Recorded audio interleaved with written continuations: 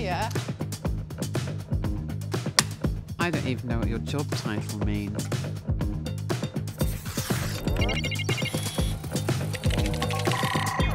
Hi, I'm Maslin, and I'm a Professor of Earth System Science at University College London. Hi, I'm Jo Brand, comedian, and if people like me have to get involved, you know we're in deep shit. The climate crisis is progressing much faster than anticipated. Our models projected that we would cross the dangerous 1.5 degree threshold in the 2030s or even the 2040s. But at this rate, we're going to breach it within only a few years. Translation: we're still going to hell, but we're getting there faster.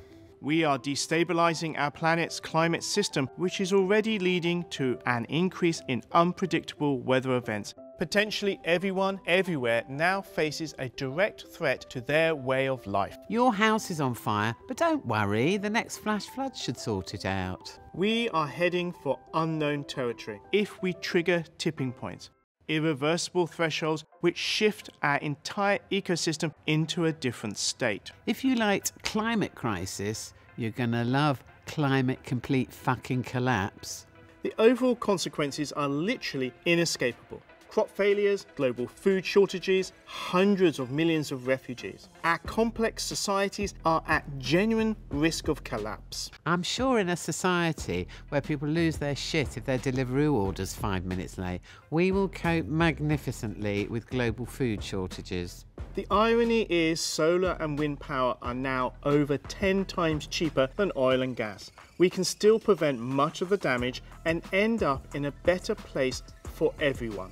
With wind and sun power, we save money and don't die. It's a pretty strong selling point. Most people actually are in favour of urgent action. The reason governments are not transitioning fast enough is because the fossil fuel industry has a grip on many politicians. In fact, governments subsidise them with our taxpayers' money, over $1 trillion a year, according to the IMF. We are paying a bunch of rich dudes $1 trillion a year to fuck up our future. I'd do it for that money. When can I start? We all need to show up now before more irreversible damage is done. Start by speaking up against new oil and gas licensing, which is the last thing we need. Protesting doesn't work, except for the suffragettes and civil rights and gay rights and the right to weekends, I think. So, let's go, boys and girls.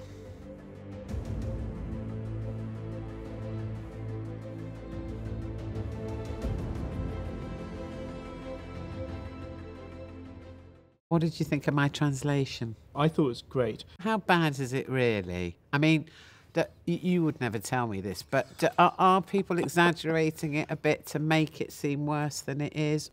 We don't exaggerate. We don't need to. London, okay?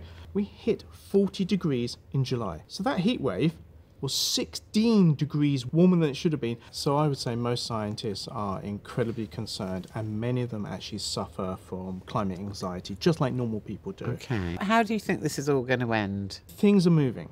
I know this sounds very strange when it's all doom and gloom, but the amount of solar and wind is exponential in its growth. The whole economy is changing. China plants more wind turbines than the rest of the world put together. So there's lots of positive things. There's a brilliant book by Simon Sharp who says, we're doing great stuff, but we have to do everything, and I mean everything, 5 times faster. I've read that. I haven't really.